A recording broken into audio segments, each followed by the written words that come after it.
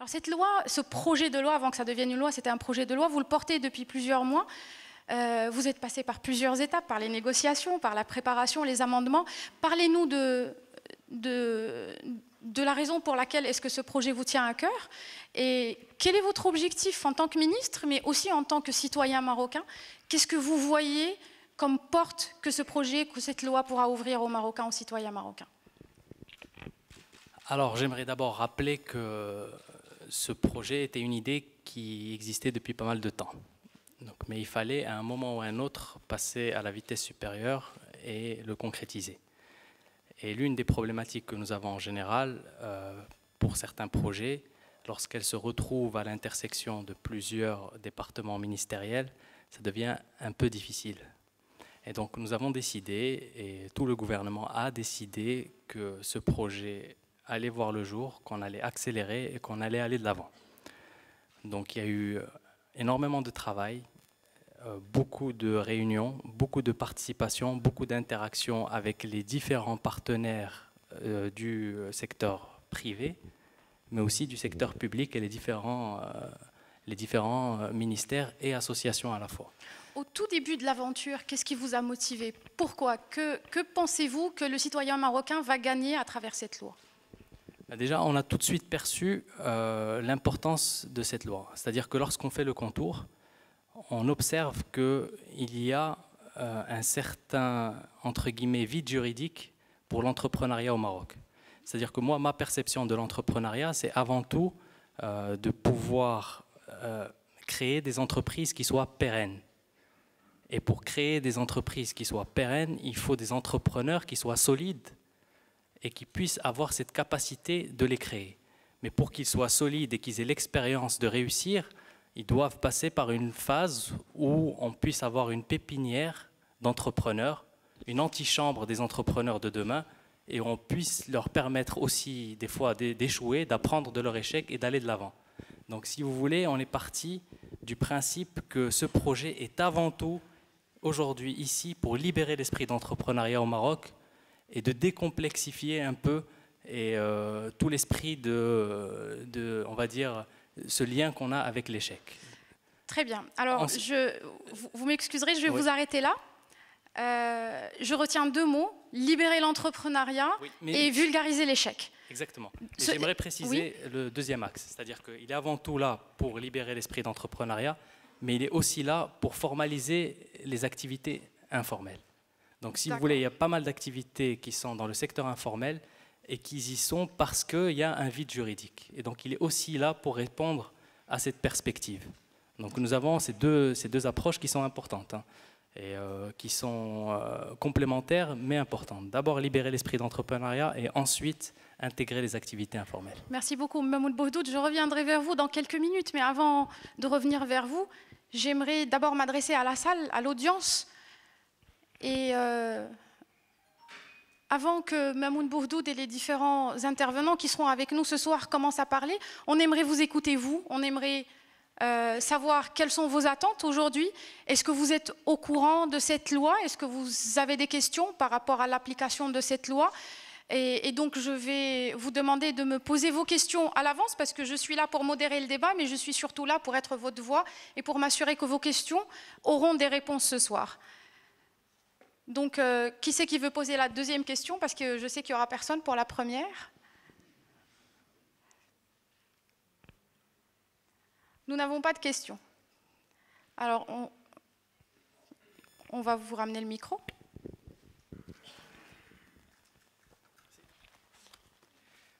Bonjour. Si vous voulez bien vous présenter, votre nom et votre activité avant de poser votre question. Oui, mon nom c'est Hassani Ahmed. Je suis entrepreneur dans le domaine logistique. Je suis consultant en ingénierie. Donc moi, je voudrais juste, au lieu de poser une question vague, d'être plus précis sur le domaine informel dans la logistique. Comment voyez-vous la mise en application de cette loi? Merci pour votre question. Nous avons une autre question au fond de salle avec madame.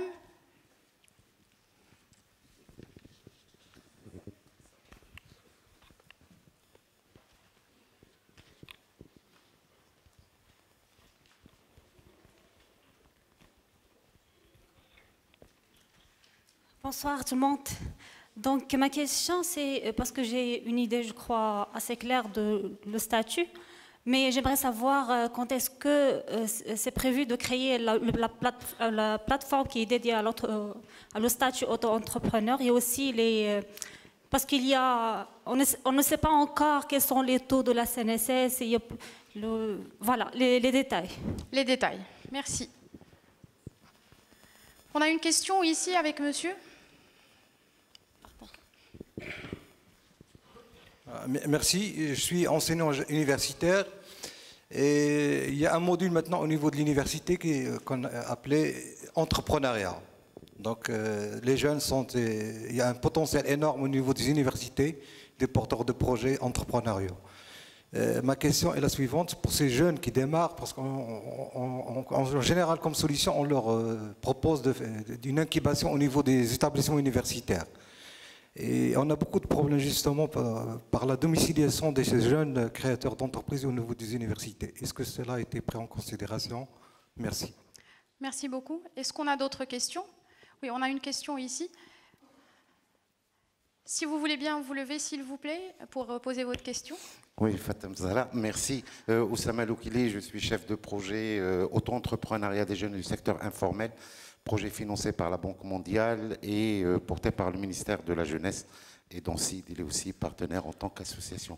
J'ai trois petites interrogations. La première, c'est vous en êtes où sur la couverture sociale par rapport à ce programme? Parce qu'il y a ce volet couverture sociale, CNSS, etc., qui n'est pas encore très clair. Peut-être même, est-ce qu'il est déjà abordé? Deuxième petite question, c'est par rapport au déploiement de ce programme-là, parce qu'on sait que ce programme, il va être porté par la NPME, l'Agence nationale de la petite et moyenne entreprise, sachant que la NPME n'a pas des relais au niveau local, au niveau du territoire marocain. Donc comment vous allez voir ça, au-delà du partenariat avec Balid El Maghreb?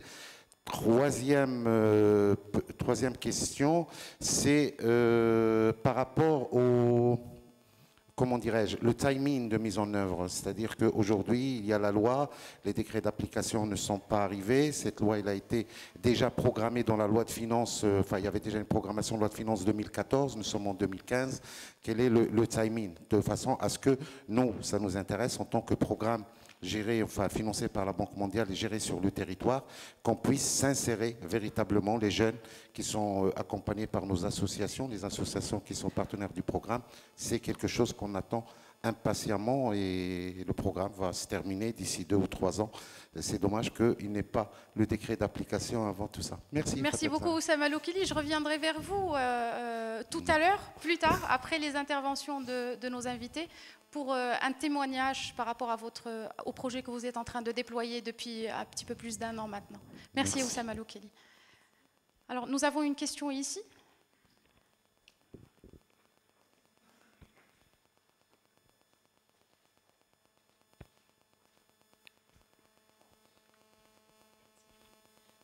Bonjour, Hinsa Dawi. J'ai une question par rapport aux recruteurs dans le retail. Comment est-ce qu'on va faire pour continuer à motiver les recruteurs pour embaucher des gens et pas les mettre en statut auto-entrepreneur, ce qui facilite le licenciement si jamais les gens ne sont pas satisfaisants pour eux? Est-ce que nous avons d'autres questions?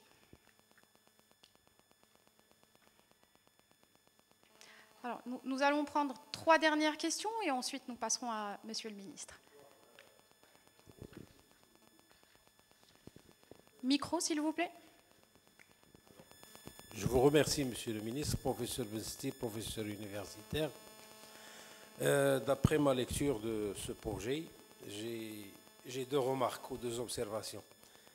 La première, elle concerne l'exigence de personnes physiques. Est-ce qu'il n'y a pas possibilité pour l'entrepreneur d'exercer au sein d'une société à responsabilité limitée, associée unique? Je crois que l'article 1er, il contrarie ça, parce que cette société, même s'il est associé unique, elle a la personnalité morale. Et la loi parle des personnes physiques. Deuxième question, c'est une question d'ordre purement juridique, parce qu'un des articles Et il dit en aucun cas les biens meubles ou immeubles affectés à l'exercice de son activité professionnelle en sa qualité d'entrepreneur ne peuvent faire l'objet de saisie à raison des créances dues au titre de la présente loi. Cet article nous mène, nos juristes, vers ce qu'on peut appeler le patrimoine d'affectation, c'est-à-dire que les biens personnels sont intacts. Mais qu'en est-il de la confrontation de cet article du projet avec l'article 1241 du DOC, le Code civil, qui dit que les biens du débiteur constituent le gage général des créanciers. Et je vous remercie, Monsieur le ministre. Merci beaucoup. Nous avons 2 questions ici.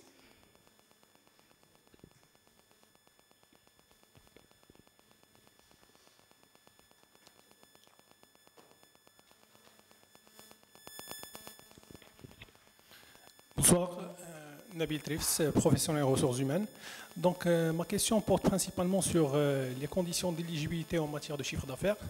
Est-ce que les 200 000 et les 500 000 qui sont présents dans le projet de loi ne sont pas assez limitatifs pour pouvoir intégrer assez de personnes dans ce nouveau projet? La deuxième question, en fait, je comprends que l'État, derrière ce projet, veut inciter un passage du non formel vers le formel, éventuellement pour gagner en matière de recettes fiscales, etc. Est-ce qu'en limitant ça, ça ne serait pas plus intéressant de rester dans le non formel et que ce n'est pas vraiment incitatif? Et merci. Merci beaucoup. Nous avons une toute dernière question au fond de salle.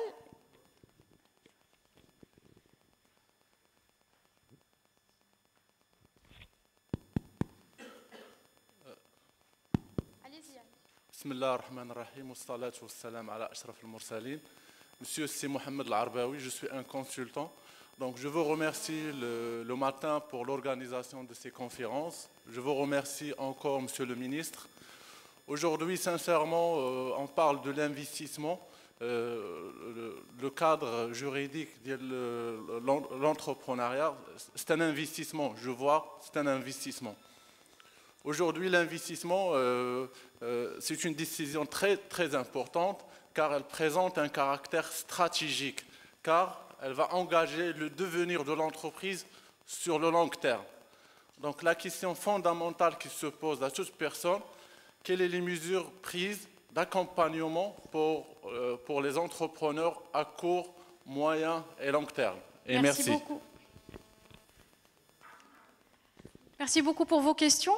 Maintenant, on comprend mieux quelles sont vos attentes et le niveau de détail que vous attendez au niveau des questions et aux interventions des invités.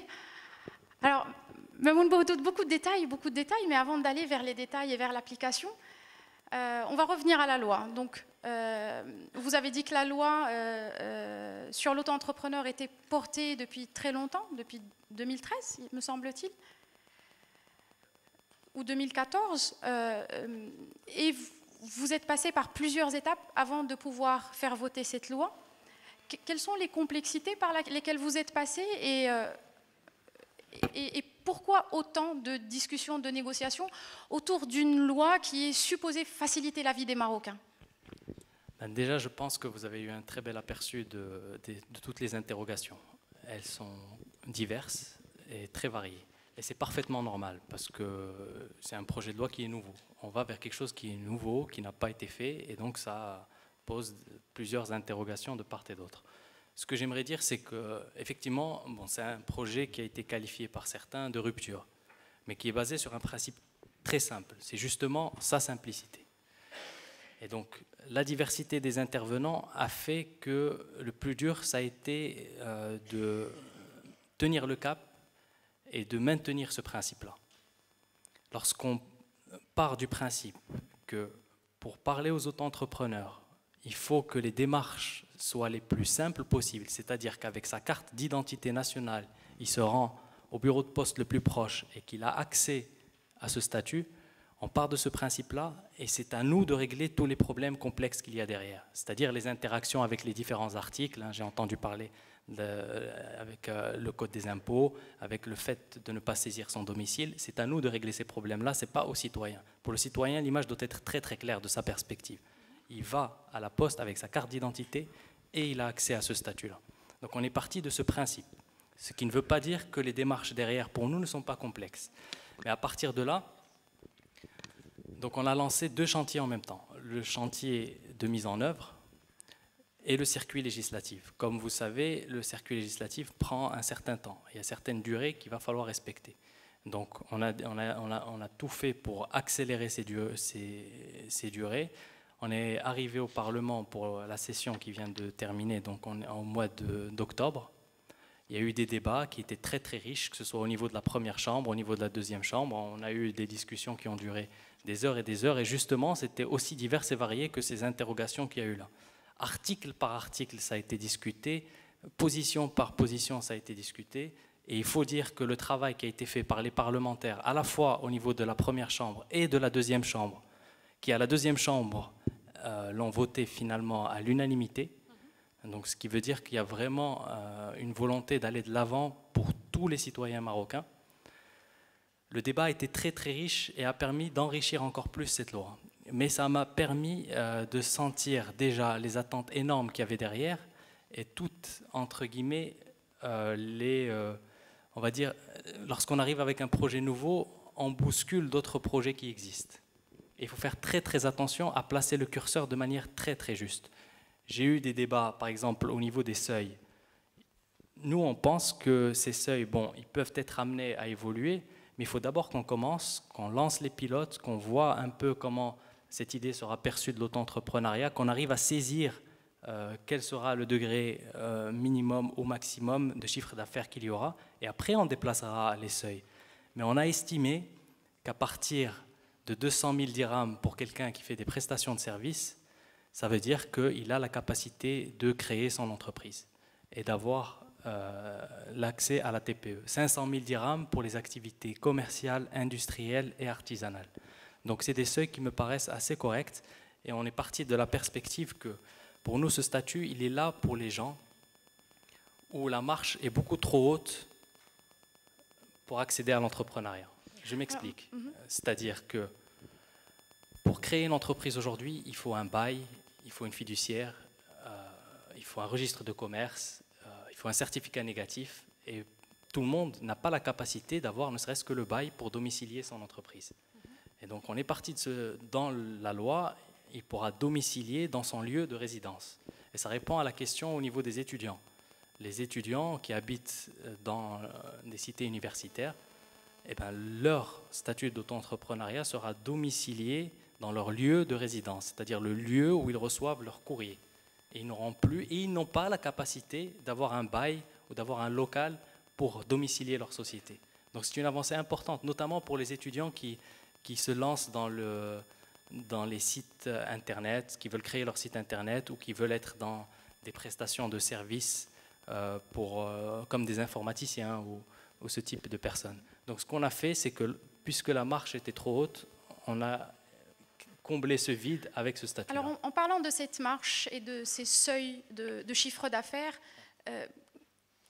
parlez-nous de la cible que vous êtes en train de cibler à travers cette loi. Est-ce que vous avez pris l'exemple des étudiants, est-ce que vous vous adressez aux étudiants, est-ce que vous vous adressez aux marchands ambulants, est-ce que vous vous adressez au consultant qui est salarié et qui veut avoir une activité de consulting en parallèle avec son activité professionnelle pour laquelle il touche un salaire? C'est-à-dire, quelle est la tranche de la population que vous ciblez à travers ce projet de l'auto-entrepreneur? Alors la question est excellente, hein, et elle me rappelle pas mal de débats. Mais on est parti d'une analyse qui était très simple. On a décidé, au niveau gouvernemental, il y a une directive et une direction qui est claire et qui a été fixée par Sa Majesté, c'est d'accéder à l'émergence. D'accord? Lorsqu'on prend cet axe-là, c'est-à-dire comment le Maroc peut partir d'un état de développement économique dans lequel il est à celui des pays émergents, on essaie de réfléchir quelle sera cette trajectoire-là. Lorsque on zoome sur l'entrepreneuriat, on remarque que dans des économies comme l'économie marocaine, il y a 2 types d'entrepreneuriat. Il y a l'entrepreneuriat qui a un caractère social très fort, c'est-à-dire que les gens qui sont entrepreneurs pour vivre, pour faire vivre leur famille, un marchand ambulant, un réparateur de paraboles, quelqu'un qui est dans l'entrepreneuriat, mais derrière, c'est une motivation sociale. Et il y a un deuxième type d'entrepreneuriat, c'est l'entrepreneuriat d'opportunité. Je ne suis pas sûre de comprendre. Entrepreneuriat à caractère social, vous voulez dire activité génératrice de revenus? Parce qu'on travaille tous pour payer les factures. Oui, mais quel que soit le niveau moi, de salaire. Je ne parle pas de travail, je parle d'entrepreneuriat. Lorsqu'on passe dans l'entrepreneuriat, c'est soit parce qu'on est obligé et que ça a un caractère social, c'est soit on est dans des perspectives d'entrepreneuriat d'opportunité. C'est-à-dire qu'on a une idée, on a saisi l'opportunité, on la sent et on veut la concrétiser à travers une entreprise. Et ça, lorsqu'on est dans un pays en voie de développement, on a à peu près une répartition qui est... il y a l'entrepreneuriat social et d'opportunité. C'est différent dans un pays émergent ou développé. Lorsque les gens sont dans l'entrepreneuriat dans un pays développé, c'est avant tout parce qu'ils ont saisi une opportunité. Donc, on a décidé de répondre à ces deux besoins. Donc, d'abord, libérer l'esprit d'entrepreneuriat, c'est-à-dire un jeune qui a une idée d'un site internet et qui veut le lancer depuis sa chambre, par exemple. Ça, c'est l'entrepreneuriat d'opportunité et c'est une de nos cibles. Donc, et la deuxième cible, c'est ce qu'on a appelé l'entrepreneuriat social, c'est-à-dire les gens qui sont dans le secteur informel, mais qui ont un caractère et une dimension sociale très forte. C'est-à-dire qu'ils n'ont pas le choix. C'est-à-dire qu'ils n'ont pas le choix. Moi, un marchand ambulant, aujourd'hui, s'il veut se formaliser, comment vous voulez qu'il fasse? Il faut qu'il ait une épicerie, ou il faut qu'il crée sa société, ou il faut qu'il ait au moins un local pour avoir son registre de commerce. Aujourd'hui, il a la capacité, avec ce statut, d'y accéder. Donc, c'est ces personnes-là qu'on vise. Et le réparateur de paraboles, c'est exactement pareil. Hein. Donc ces personnes-là seront aussi notre cible. Ce qui veut dire que lorsque on va déployer notre mise en œuvre, on s'adressera à ces deux types de populations de manière distincte. Parce que pour une population, il s'agira de vulgariser et de familiariser les gens avec ce statut, c'est-à-dire leur expliquer comment accéder, donc quelles sont les démarches, comment juste remplir la case de leur chiffre d'affaires. Et pour d'autres, pour nous, on essaiera d'utiliser ce vivier pour voir quels sont ceux d'entre eux qui ont la perspective d'évoluer, de passer à un stade de développement plus important. À la TPE. À la TPE, puis à la PME. Et puis surtout, si leur idée est mauvaise, c'est un échec, c'est pas grave, ils ferment leur statut, c'est une simple lettre de radiation et ils sortent du registre national. Alors que pour fermer une TPE aujourd'hui, c'est un long chemin. Alors, vous avez parlé de deux axes majeurs dans votre démarche, le circuit législatif et la mise en application. Avant de passer à la mise en application, est-ce que vous pouvez nous parler du circuit législatif? Aujourd'hui, la loi est votée, on attend des décrets d'application. Quelle est la suite? Alors moi déjà j'aimerais vous rassurer, j'ai pas de temps à perdre. Très bien. C'est ma priorité numéro 1 et je vais aller le plus vite possible pour que ce soit réalisé rapidement. Donc j'ai tenu mes engagements au niveau du circuit législatif, je voulais que ce soit réalisé avant la fin 2014. Bon, ça a été voté le 25 janvier 2015, mais ça a été fait. Donc la loi est sortie du Parlement, elle sera publiée au bulletin officiel. Il y a 3 décrets qui vont l'accompagner, sur lesquels on est en train de travailler, que nous avons finalisés, mais il y a certains délais qui sont incompressibles. Donc ces décrets vont passer en conseil de gouvernement dans les semaines qui viennent, et la loi sera opérationnelle cette année. L'idée étant qu'on lance les premiers pilotes cette année. Merci beaucoup. Et vous n'en saurez pas plus par rapport à la date. Ce que je peux vous garantir, c'est que je ferai tout pour qu'on ne puisse pas aller plus vite que ça. Très bien. Et on compte... Moi, j'ai un témoignage. Aujourd'hui, Monsieur le ministre est arrivé pile à l'heure. Et pour moi, ça veut dire une chose, c'est qu'il a un sens très aigu des timings. Et donc, quelqu'un qui respecte les horaires, c'est quelqu'un sur lequel on peut compter. Donc, on espère avoir de très bonnes nouvelles dans pas longtemps. Pour le circuit législatif, on compte sur vous. Pour la mise en œuvre, on compte sur vous, messieurs. Alors, je vais vous inviter, messieurs, à me rejoindre. Alors, Amin Touimi Benjelloun, le directeur général de Barid El Maghrib, si vous voulez bien me rejoindre, s'il vous plaît. Monsieur Aman Mustafa, le directeur régional de la direction des impôts. Monsieur Laïdi Lourdi, le directeur général de la Banque de détail et des MDM au niveau de la Banque centrale populaire. Et puis notre hôte, monsieur Mohamed Haïtami, qui est PDG du Matin, mais surtout aujourd'hui avec nous, avec la casquette directeur de publication de Tedbir. Alors messieurs, je vous remercie d'être là avec nous ce soir et je vous remercie d'être prêts à nous apporter les éclairages dont on a besoin par rapport à cette thématique de l'auto-entrepreneur et par rapport à l'application de cette loi. Monsieur le ministre, vous avez parlé du fait que la mise en application est quelque chose qui vous tenait à cœur et c'est une mise en application qui n'est pas possible sans des partenaires. Donc autour de la table, on a des partenaires qui ont travaillé avec vous. Donc parlez-nous de la logique, de comment est-ce que vous voyez la mise en application avant qu'on aille dans le détail avec le reste des intervenants. Donc moi ce que j'aimerais préciser c'est que l'une des choses les plus importantes c'est la mise en œuvre. Il ne s'agit pas juste de sortir la loi, de sortir ses décrets. C'est vrai que c'est une énorme étape qui est franchie, mais le plus important c'est de la déployer correctement.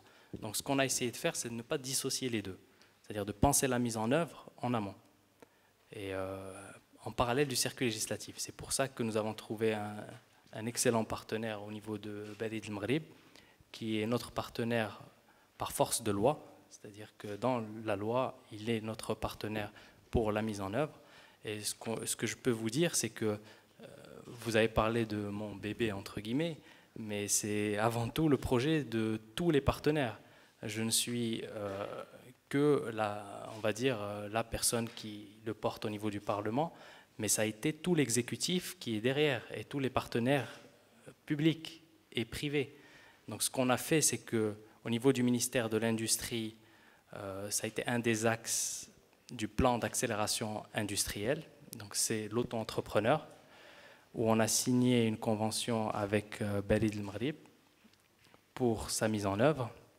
Et on a fait porter tout ce qui sera organe central par l'Agence nationale de la promotion de la petite et moyenne entreprise, l'ANPME.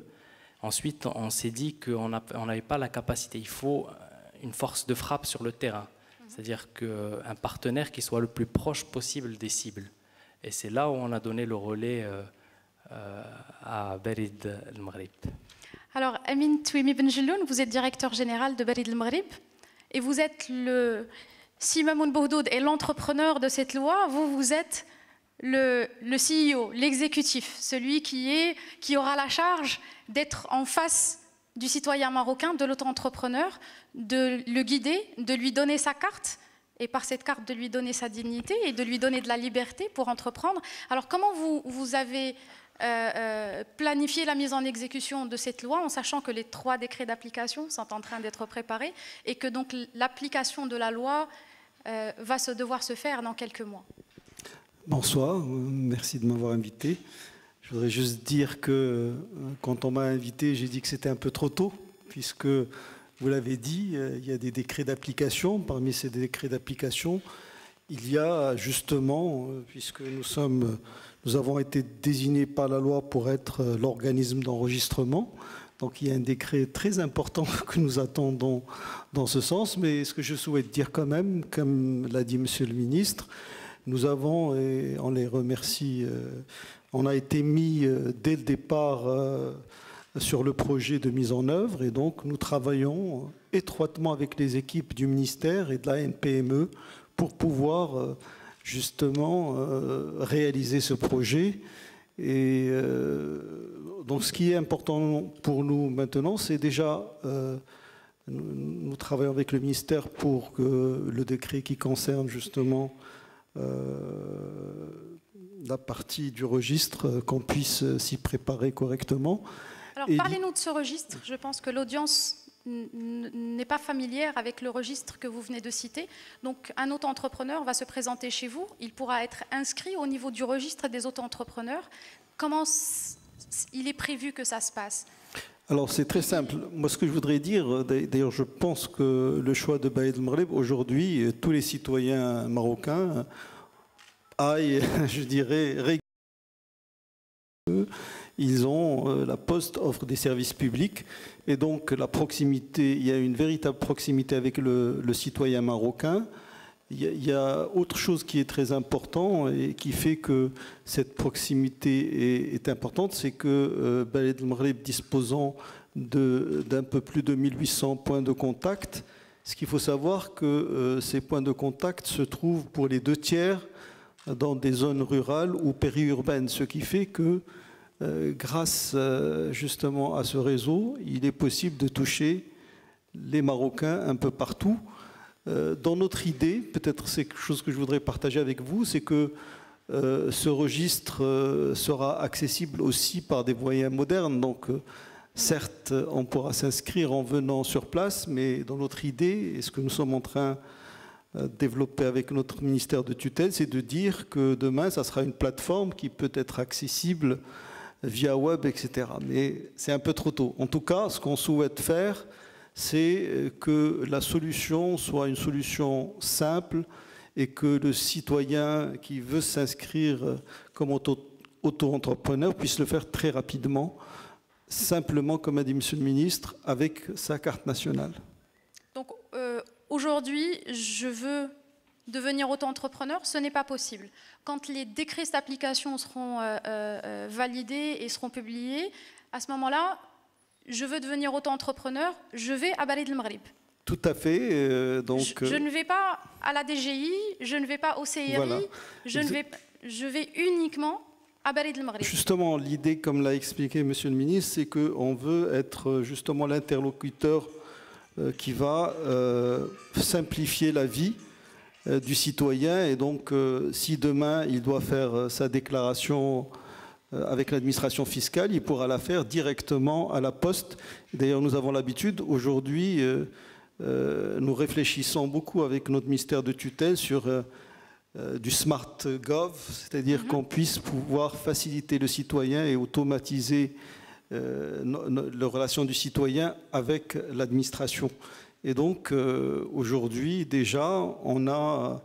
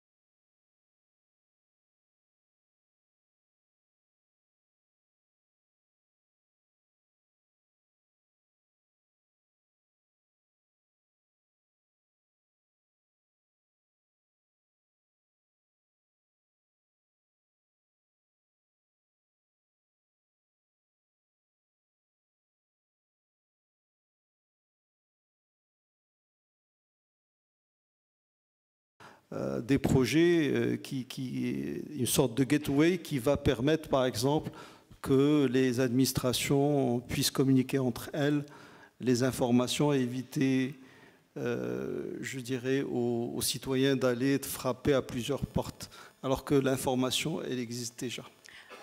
Aujourd'hui, les troupes sont prêtes? Alors, pour vous faire sourire, donc, pas plus loin que cet après-midi, les équipes travaillaient sur ce projet. Donc, pour nous, c'est une véritable priorité et on veut être prêt pour lancer, comme a dit Monsieur le ministre, un pilote le plus tôt possible. Inch'Allah. Inch'Allah, le plus rapidement possible, dès que les décrets d'application seront mis en œuvre. Et là, je vais m'adresser à l'organe de la fiscalité. Je sais que vous n'aimez pas cette terminologie. Donc vous représentez la direction des impôts. Le citoyen marocain a peur des impôts. Il a peur d'aller rencontrer les fonctionnaires de la direction régionale ou de la direction générale des impôts. C'est pour cette raison que vous avez laissé la main à Barid El Maghrib, ou c'est pour juste une raison de proximité entre Barid El Maghrib et le citoyen marocain? Donc, merci pour la question. Je tiens au préalable aussi à remercier CITMI pour m'avoir convié à cette conférence. C'est l'occasion d'échanger sur un thème qui me paraît d'une importance capitale. Monsieur le ministre concepteur est là. Ceux qui seront chargés de la mise en œuvre Barid El Maghrib sont là. Nous, et je tiens à le souligner, la DGI aujourd'hui s'inscrit plus que jamais dans une logique d'accompagnement et de facilitation. Et je saisis l'occasion pour justement rappeler une chose, que toutes les raisons sont bonnes pour expliquer aux gens qu'il faut dissiper ces craintes-là. L'impôt ne fait en aucune manière peur, au contraire, on est une administration au service du citoyen et du contribuable et on le prouve au quotidien. Et donc là, le fait qu'il y ait un seul interlocuteur, à savoir Barid El Maghrib, c'est une chose qui ne peut que faciliter la tâche aux uns et aux autres. Et je tiens à préciser aussi que l'objectif, en aucune manière, n'est de croître ou de renforcer les recettes fiscales, loin de là. Les recettes fiscales escomptées ou attendues de ce régime-là ne peuvent être que marginales. Mais ce n'est pas là l'objectif. L'objectif est d'amener ces jeunes entrepreneurs à intégrer le secteur formel, leur permettre de travailler dans des conditions connues. Comme Monsieur le ministre l'avait rappelé, l'objectif est donc de préparer les conditions à ces gens de travailler dans un cadre réglementé et connu. Alors, in fine, l'objectif, vous savez très bien, je profite encore une fois de l'occasion pour rappeler que le système fiscal marocain, pratiquement à l'instar de tous les systèmes fiscaux, est un système déclaratif. C'est le contribuable qui fait sa déclaration et paie ses impôts sous sa propre responsabilité. L'administration intervient éventuellement pour contrôler, mais là n'est pas l'objectif pour ce qui est des autres entrepreneurs. Quelques petites questions précises. Oui. Taux d'impôt. Comment est-ce que l'entrepreneur ou l'auto-entrepreneur va faire sa déclaration? Est-ce qu'il est tenu de tenir une comptabilité? Est-ce qu'il doit payer de la TVA? Est-ce que vous pouvez nous éclairer par rapport à ces petits détails qui vont faire toute la différence? Très bien. Donc pour ce qui est des seuils, ils sont connus. Donc il y a le seuil retenu pour ce qui est des activités commerciales, artisanales et industrielles, et le seuil retenu pour les prestations de services. Donc c'est 500 000, 200 000. La déclaration d'existence, normalement, doit être déposée auprès de l'organisme qui est chargé, à savoir Barid El Maghrib, au même titre que la contribution elle-même est à payer auprès du même organisme qui, lui, se charge justement du reversement du produit de cette contribution au receveur de l'administration fiscale. Donc là, pratiquement toutes les conditions là sont là pour faciliter le plus possible et au maximum la tâche à ces jeunes qui veulent intégrer le formel. Donc tout ça pour que l'auto-entrepreneur n'ait qu'un seul interlocuteur, son agence Barid El Maghrib la plus proche, ou alors la plateforme Internet. Tout à fait. Plus tard. Tout à fait. Merci beaucoup. On aura sûrement beaucoup d'autres questions qui vont venir de la salle plus tard. Merci beaucoup pour votre intervention. Maintenant, on a bien compris à qui est-ce qu'on doit s'adresser, comment est-ce qu'on doit payer les impôts, les différents seuils. Mais maintenant, si on a besoin de développer, Monsieur Laïd Elordi, on va chez le banquier. Est-ce que le banquier est prêt à nous accueillir, les auto-entrepreneurs?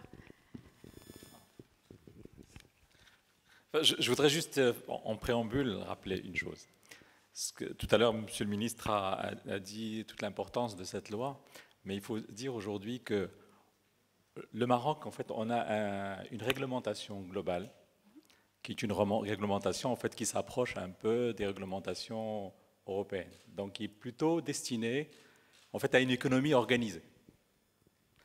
Ensuite, derrière, en fait, derrière tout ce qui est décliné à la fois sur le plan réglementation bancaire, tout ça décline de ces lois.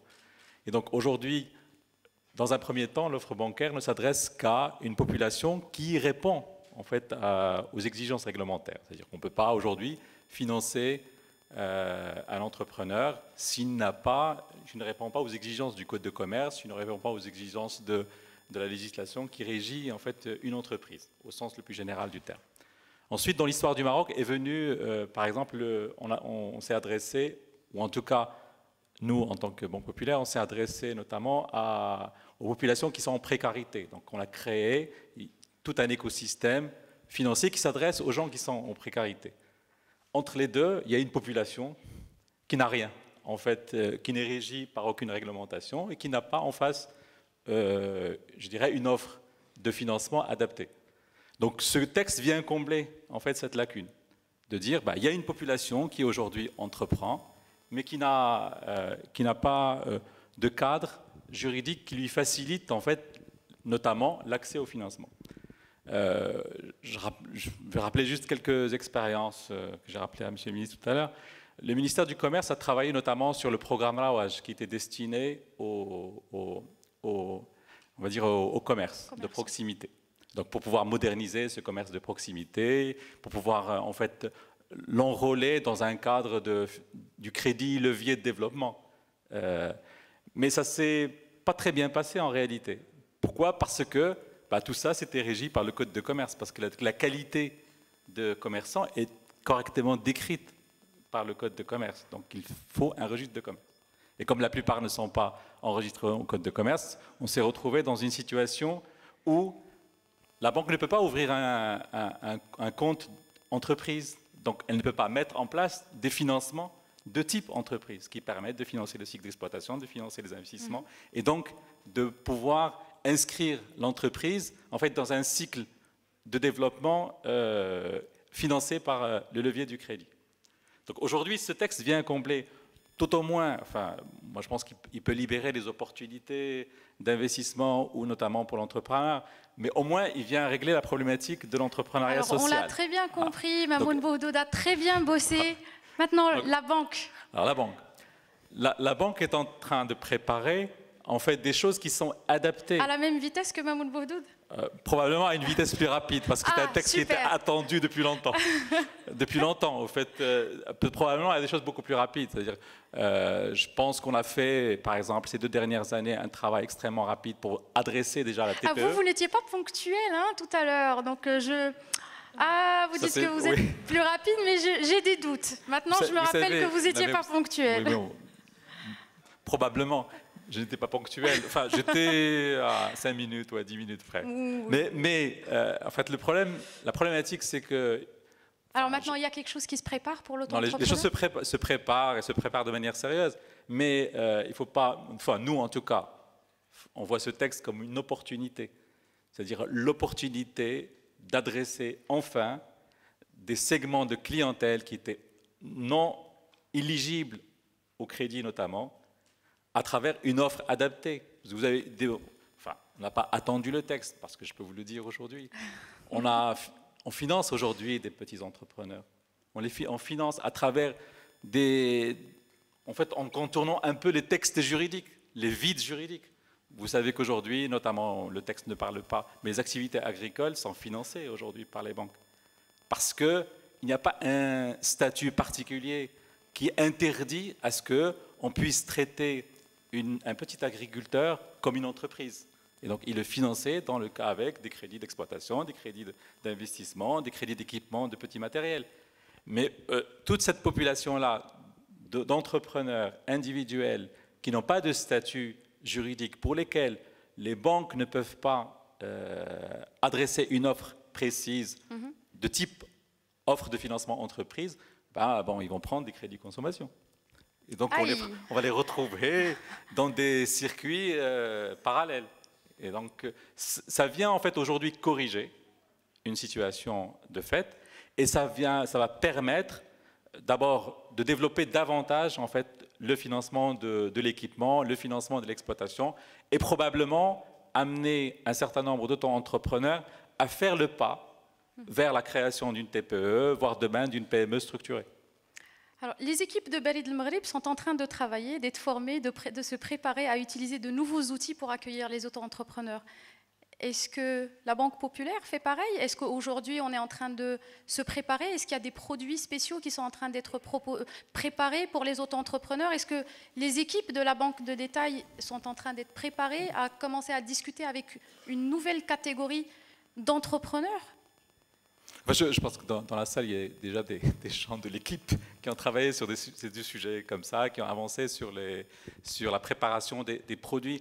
Mais ce n'est pas tellement une problématique de produits. Je pense qu'on aura probablement l'occasion d'en parler dans cette conférence. La problématique, je pense que ça s'apparente aussi un petit peu à la problématique de la TPE. C'est une problématique d'approche en termes d'outils, je dirais, de gestion de ce type de clients et de la mise en place en fait de financement adapté, parce que c'est des clients pour lesquels la banque doit développer une proximité encore plus importante pour comprendre leur activité, pour comprendre leur marché, leur façon d'opérer, leurs besoins, leur cycle d'exploitation. En fait, tout ça, aujourd'hui, nos chargés de clientèle doivent en fait développer. Il ne s'agit pas de rentrer en fait pour la PME, les choses sont simples. En fait, on prend une PME, on la rentre dans un cadre et on dit voilà, pour ce moule, c'est tel produit, c'est tel type de financement, c'est tel type d'opération. Pour une TPE ou un auto-entrepreneur, les choses sont beaucoup plus complexes. C'est-à-dire, il faut développer une certaine intelligence de proximité, un certain savoir, voire même se projeter dans l'activité de l'auto-entrepreneur pour pouvoir l'accompagner et lui proposer en fait les financements les plus adaptés. L'idée pour nous, ce n'est pas de créer une multitude de produits, c'est de créer quelques produits simples et de donner la capacité en fait à nos banquiers de faire du sur-mesure en fonction du cas spécifique de chaque auto-entrepreneur. Bon courage et je compte sur vous pour aller aussi vite que Mamoun Bouhdoud. Alors, Monsieur Haytami, vous écoutez les Marocains tout le temps, vous lisez, vous êtes sur le terrain et vous avez une très très bonne mémoire. Vous vous rappelez des échecs, des différents grands projets par lesquels le Maroc est passé, le jeune promoteur, Moukawalati, etc. Aujourd'hui, s'il y a une chose pour laquelle on se réjouit, c'est la clarté de cette loi et surtout la bonne gestion des attentes des Marocains qui est faite à travers une communication réservée mais efficace jusqu'à présent.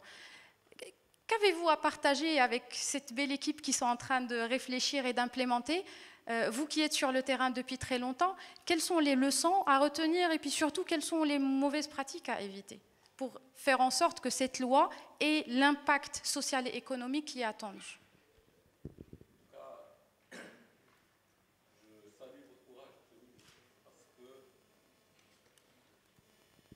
Parce que vous êtes attaqué à un chantier extrêmement, je dirais, important.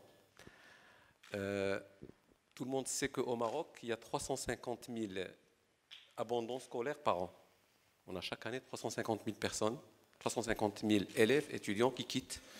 Il y a juste 4% d'élèves qui atteignent le supérieur.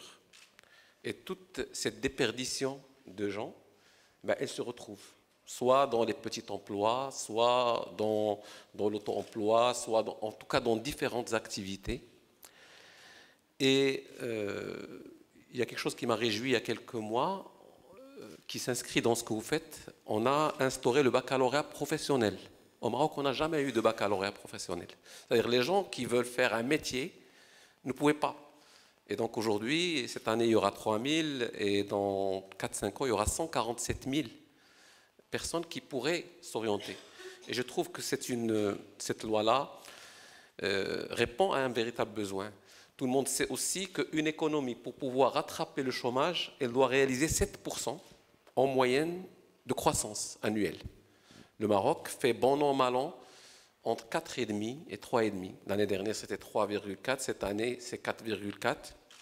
Et avec une bonne année agricole, on s'attend peut-être aux environs de 5. Donc, c'est un énorme défi.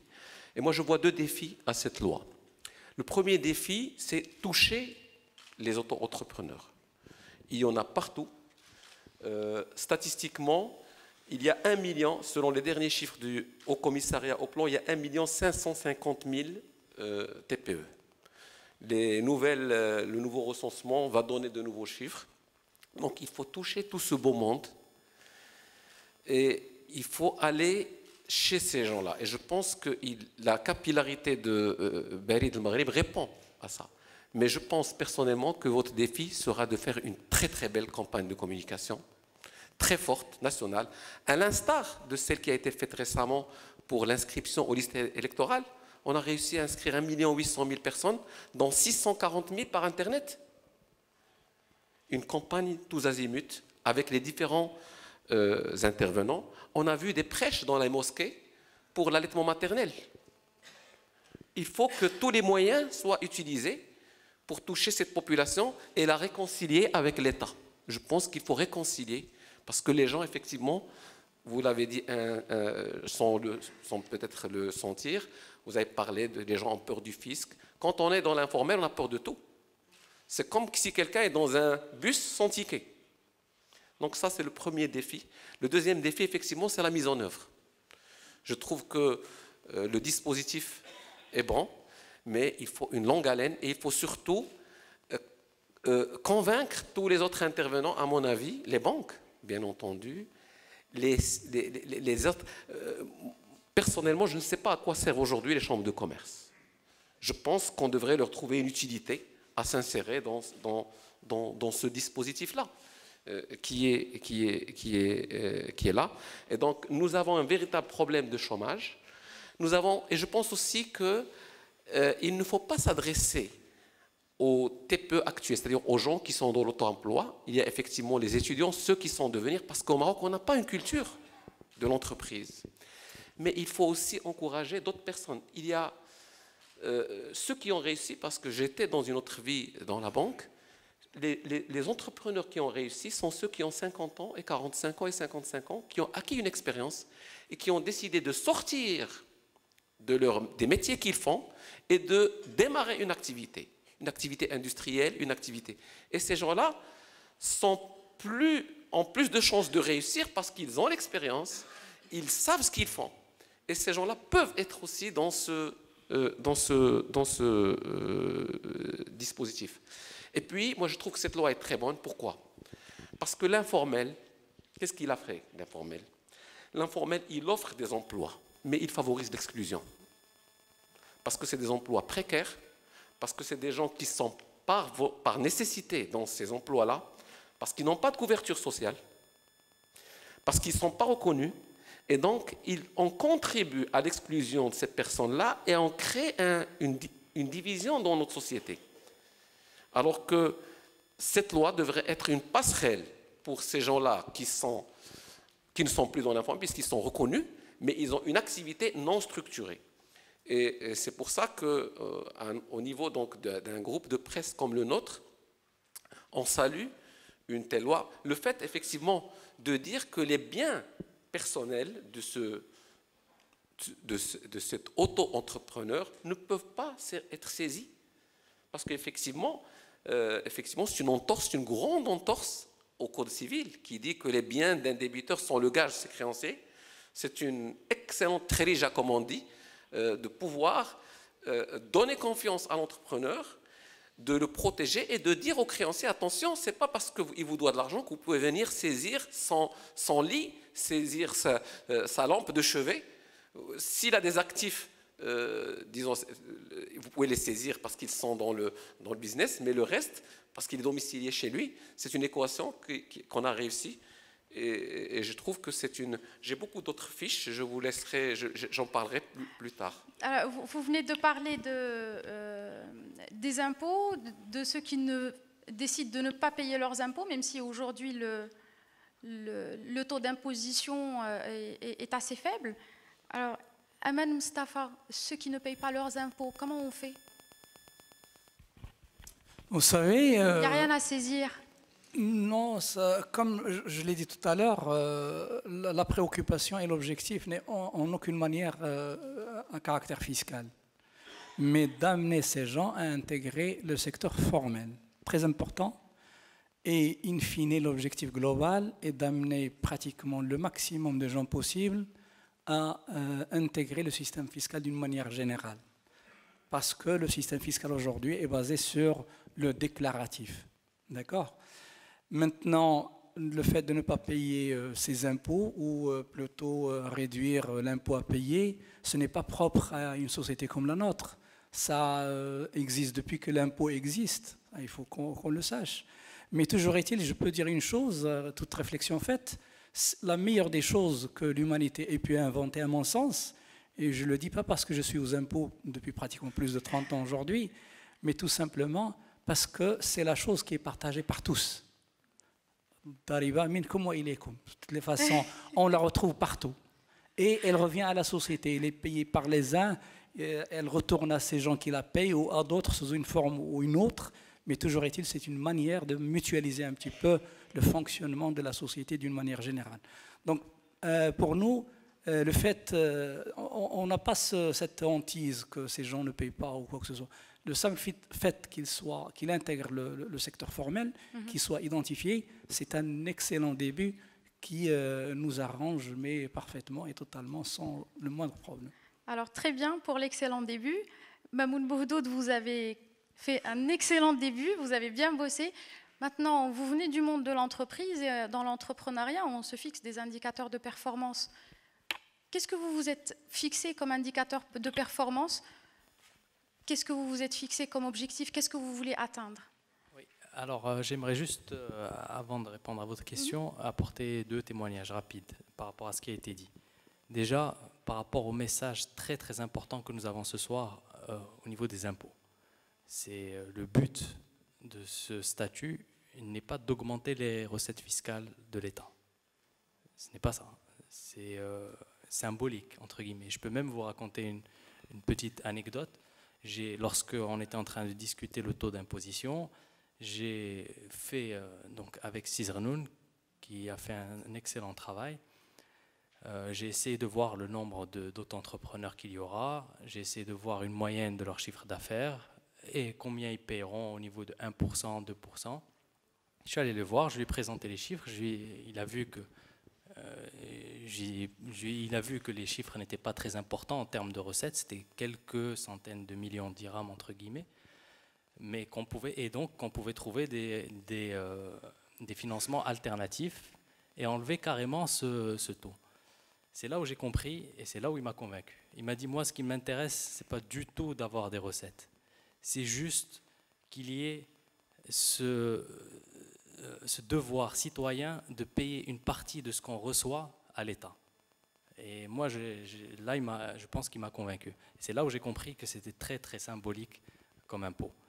Et c'est-à-dire, s'il gagne 100 dirhams, il donnera 1 dirham à l'État. Et il faut que cette culture commence à être instaurée. Donc, c'est cette perspective qui existe à travers ce statut. Et le deuxième témoignage, c'est par rapport à ce qui a été dit au niveau des banques. Et effectivement, avant, j'étais un ancien banquier, donc je sais exactement comment ils fonctionnent et par rapport à leur vitesse de travail. Moi, je peux vous garantir une chose, c'est que lorsqu'ils sentent la perspective de profit, et ils la sentent aujourd'hui, plus personne ne peut les rattraper au niveau du rythme. Oula. Donc moi, je suis parfaitement serein par rapport aux offres qui seront faites. Et pour résumer, l'idée très forte qui a été dite, c'était aujourd'hui, pour faire simple, lorsque cette population venait dans une agence, on lui disait soit de passer à droite chez les entreprises avec les registres de commerce, et donc avoir accès au crédit d'investissement, aux facilités de caisse et tout ce qui va avec, soit passer à gauche pour les particuliers. Et dans ce cas-là, c'était des crédits de consommation. Et entre les deux, il n'y avait rien. Il n'y avait strictement rien. Et donc, c'est avec ce statut qu'ils auront l'opportunité aujourd'hui de développer toute cette offre. Donc, un auto-entrepreneur aujourd'hui pourra ouvrir un compte de nature commerciale. Et c'est important. Donc, ne vous inquiétez pas pour eux, ils seront largement en avance. Bah déjà, je suis très rassurée quand vous avez dit que les banquiers voient une opportunité de gagner de l'argent. Ça veut dire que avant que le banquier gagne de l'argent, ça veut dire que l'auto-entrepreneur va gagner de l'argent, ce qui est une très bonne nouvelle. Et c'est ça, c'est ça. Indicateur de performance pour vous? Vous ciblez combien d'auto-entrepreneurs? Vous vous attendez à ce qu'ils fassent combien de chiffre d'affaires? Quelle participation au PIB, à la croissance du pays? Écoutez, on a fait toutes les études possibles et imaginables sur le terrain, on est descendu, on a vu cette population, et je tiens d'ailleurs à féliciter les équipes de l'ANPME et du ministère de l'Industrie pour faire toutes les estimations et tout ce qu'il faut. Mais je pense qu'il n'est pas du tout prudent de commencer à avancer des chiffres aujourd'hui, parce qu'on va commencer à créer on va dire des objectifs qui resteront fictifs. C'est un nouveau projet. Le plus important, ça sera le démarrage. Et il faudra le réussir. Et si on réussit les premiers pilotes, moi je peux vous garantir l'engouement. Le gisement, le potentiel est là. Le potentiel, il a été dit. C'est 1,75 million de personnes. Donc le gisement est là. Mais je pense que ce n'est pas du tout prudent de commencer à se fixer des objectifs, à lancer des chiffres un peu tirés comme ça. Et nous avons nos propres objectifs internes parce qu'il faut justifier les indicateurs de performance. Mais je n'ai pas envie de commencer à m'avancer tant qu'on n'a pas réussi les choses sur le terrain. Ok, on patientera quelques mois le temps que ça démarre et le temps que l'engouement arrive. Alors, en attendant, on a eu des questions très précises de la salle. Auto-entrepreneuriat créateur d'emplois ou d'auto-emploi, mais peut-être aussi, on a eu une question ici de la part de Hind Sedawi. Au sujet de la précarité dans laquelle ce statut pourrait mettre des salariés potentiels. J'ai bien compris votre question? C'est-à-dire aujourd'hui, je suis entrepreneur, j'ai une ouverture de poste, j'ai des gens qui postulent, je vais leur dire allez créer votre statut d'auto-entrepreneur et revenez me voir, je vous donne un contrat de prestation de service au lieu que je vous donne un contrat de travail. C'est une question qui est parfaitement légitime et qu'on a traitée en large, dans tous les sens, au niveau de la commission des finances de la première chambre au Parlement. Et c'est parfaitement légitime d'avoir cette inquiétude. Ce qu'il faut comprendre, c'est qu'aujourd'hui, on parle d'entrepreneurs. Ce ne sont pas des salariés. D'accord ? Et il y a deux perspectives.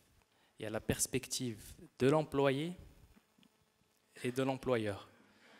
Là, on ne sera pas dans une relation de cette nature-là. On sera dans une relation d'entreprise et sans sous-traitant. Et c'est ça qui est important. C'est-à-dire que derrière ce statut, il y a un message très fort qui a été dit par les impôts qu'il faut saisir. C'est que c'est une contribution libératoire.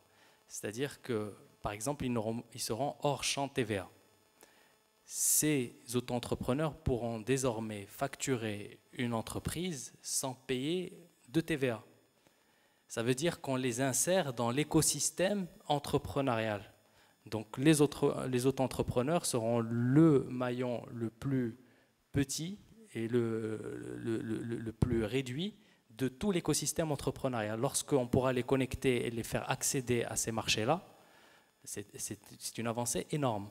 C'est-à-dire qu'aujourd'hui, par exemple, un peintre, s'il travaille dans le noir, il n'a pas accès au marché structuré des entreprises qui peuvent déduire ses factures des charges.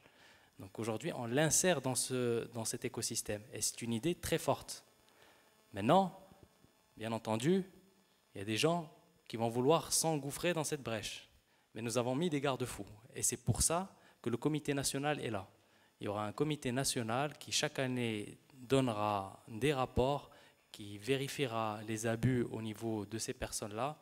Et bien entendu, lorsque les impôts vérifieront les sociétés qui facturent de manière récurrente avec les mêmes auto-entrepreneurs, c'est qu'il y a quelque chose qui se passe. Mais c'est important de partir sur une base de confiance. Et moi, j'insiste sur ce point. Comme vous avez dit, vous savez, le modèle anglo-saxon, il est basé sur la déclaration sur l'honneur. Et des fois, c'est beaucoup plus important d'avoir menti que le délit en lui-même. Et ça, c'est un principe de base qui est très, très important sur lequel on doit partir. Les impôts ont fait un énorme travail pour mettre un peu le citoyen et l'entrepreneur en confiance. On l'a vu avec la contribution libératoire. On doit profiter, on doit partir sur des bases saines. C'est-à-dire qu'aujourd'hui, on part sur le principe qu'il n'y aura pas ces abus, mais nous avons des garde-fous, notamment au niveau des entreprises qui abuseront de ce statut pour utiliser les auto-entrepreneurs comme salariés déguisés. Nouveau statut, nouvelle façon de faire du business. Vous êtes en train de réfléchir à la meilleure façon d'accompagner ces futurs auto-entrepreneurs. Vous pouvez partager, je sais qu'il n'y a encore rien de fixé, mais est-ce que vous pouvez partager avec nous la réflexion que vous êtes en train de mener aujourd'hui? De quoi pensez-vous qu'ils ont besoin en termes d'accompagnement? Alors la réflexion, elle est assez avancée, pour être sincère avec vous. Et on l'a divisée, on l'a scindée en deux piliers. Le premier pilier, c'est s'adresser un peu à une population qui ne sait pas ce que c'est l'entrepreneuriat, mais qui le fait par instinct. Et donc il y aura des messages de vulgarisation pour cette population. Et il y aura de l'accompagnement, c'est-à-dire expliquer petit à petit ce que c'est qu'une comptabilité, ce que c'est qu'un chiffre d'affaires. Mais ce n'est pas une condition nécessaire, c'est-à-dire qu'on n'impose pas de tenir une comptabilité à ces gens-là. Mais il est important, une fois qu'on les a au niveau du registre national, c'est-à-dire qu'on les a ciblés, c'est beaucoup plus simple d'adresser ces programmes-là. Mais s'ils veulent passer par Monsieur Lourdi, ils devront être accompagnés. Par Monsieur Par la banque. Non, vous inquiétez pas. La population de Silwardi, elle est très très bien entraînée. C'est des gens qui savent. Non, je veux dire l'auto-entrepreneur qui aura besoin de lever des fonds, qui aura besoin de faire financer, il aura besoin d'accompagnement. Voilà, donc je parle d'accompagnement, et là, c'est un accompagnement sur le terrain. Nous, on n'a pas la capacité. Ce qui est important, c'est la vision dans la mise en œuvre.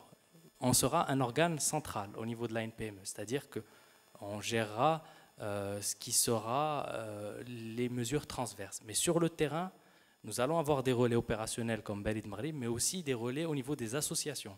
Et nous avons déjà commencé à réunir un peu toutes les associations qui sont sur le terrain pour leur donner une fiche, une feuille de travail, s'ils acceptent par consentement de travailler dans la même vision et dans la même direction que nous, ils seront plus proches des gens pour l'accompagnement.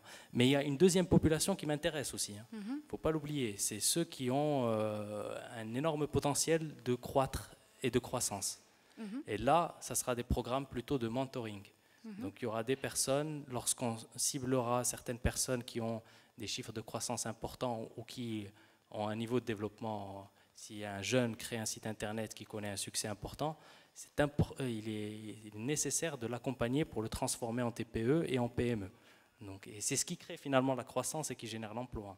Et donc vous comptez sur les associations et des partenaires pour combler le problème créé par le fait que la NPME soit présente uniquement sur Rabat. Oui, bien sûr. Il ne faut pas se mentir à soi-même. On avait une idée, on pensait à un moment pouvoir créer des délégations un peu partout. Mais c'était dépenser bêtement l'argent de l'État. Je pense qu'on a suffisamment de relais locaux. Ce qui est important pour eux, c'est de leur fixer le cap et de leur fixer la vision. S'ils sont prêts à rentrer dans ce cap et dans cette vision, marhaba, on est prêt à travailler la main dans la main, quelle que soit la nature de l'association, du moment qu'elle partage nos principes. Donc, je voudrais juste intervenir sur ce sujet. Je pense qu'on oublie. Je pense que il y a des choses. Vous l'avez rappelé tout à l'heure. En fait, il y a un certain nombre d'initiatives gouvernementales qui ont été prises par le passé de type jeunes promoteurs, Mokhawalati, etc. Donc, je pense que Monsieur le Ministre a raison de dire aujourd'hui, en fait, indépendamment des systèmes, de la qualité de ce qui était prévu dans ces programmes, la problématique de mise en œuvre et de déploiement est quelque chose d'extrêmement important. Alors, je pense que ces systèmes-là, on connaît tous leurs limites. Bon, on connaît un petit peu toutes les parts de ces systèmes, qui ne sont pas liés au mécanisme, mais qui sont liés en fait à toutes les plateformes de mise en œuvre. Mais je rappelle qu'il y a un système qui perdure depuis les années 90, qui est l'un des systèmes créés par la Banque populaire, qui continue toujours à créer 200 entreprises chaque année. Depuis la fin des années 90, c'est la Fondation Création d'entreprises de la Banque populaire, qui, elle, a un dispositif en fait, d'accompagnement qui va de l'idée jusqu'à l'accompagnement en fait, post-création. Mais ce que je voulais dire aussi par rapport à ce que dit M. le ministre, c'est de dire, au Maroc, on se focalise beaucoup sur les échecs. Et puis on dit, et sur ceux qui vont détourner les systèmes. Moi, je pense qu'il faut qu'on regarde, je dirais, pas les phénomènes périphériques, on regarde, comme on appelle en physique, l'écoulement laminaire, ce qui marche. Et je pense que, quel que soit le texte de loi, quelles que soient les mécaniques ou le mécanisme qu'on va mettre en place, il y aura toujours des personnes qui vont, je dirais, passer à travers les mailles du filet. Mais si le système va lui-même se corriger au fur et à mesure qu'il se met en place, et il ne faut pas qu'on oublie que, je veux juste corriger une chose, des banquiers ne sont pas des rapaces. Hein.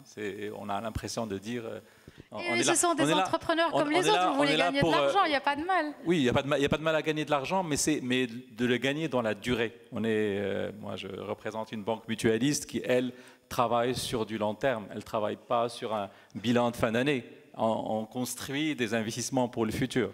Et cette population, il faut qu'on en soit conscient, et M. le ministre a raison de le dire, il faut qu'on aille tout doucement et qu'on démontre et pas vouloir annoncer des chiffres. On a dit création de 30 000 entrepreneurs dans Mokawalati, on a créé des guichets partout.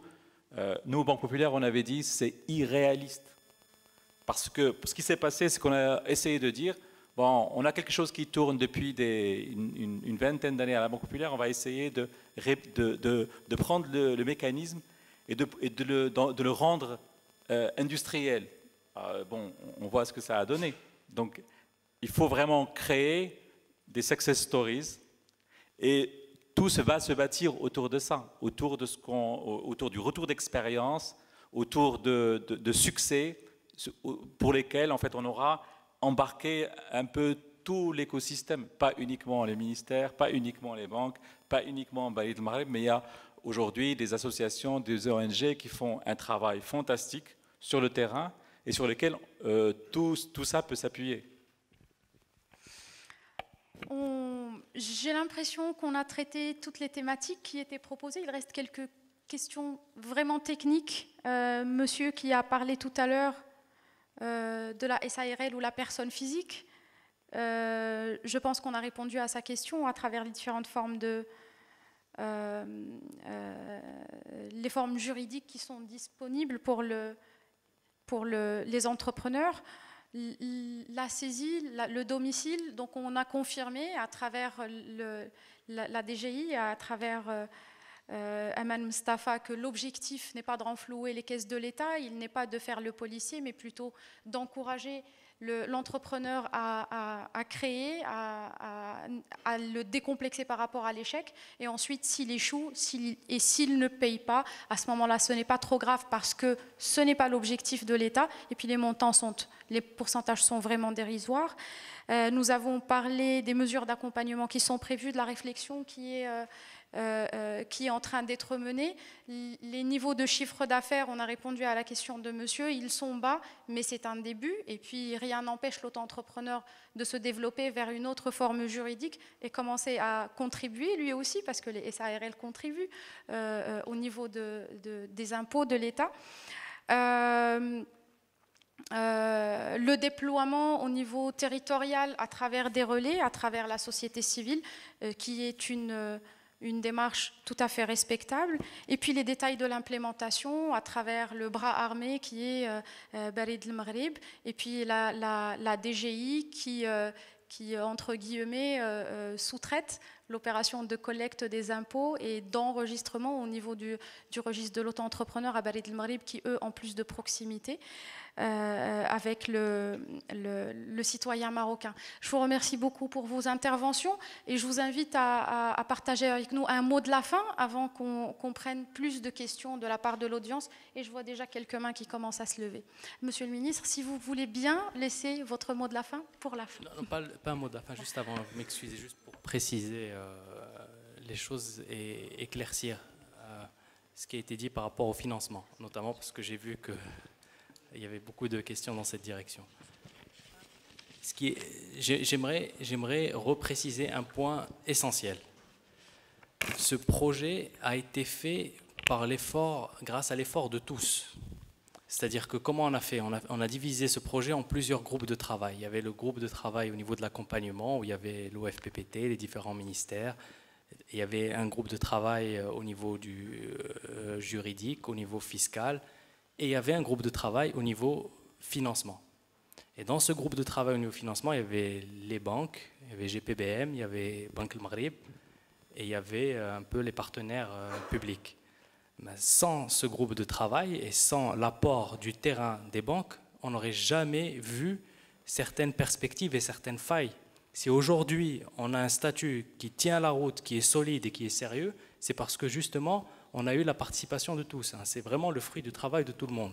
Et la nature commerciale du compte de l'auto-entrepreneur, ça a été le fruit du travail avec les banques, et notamment avec la Banque Populaire. Bon, ben maintenant, je comprends pourquoi vous êtes arrivé un petit peu en retard. C'est parce que vous étiez occupé sur le terrain. Monsieur Haytami, votre mot de la fin?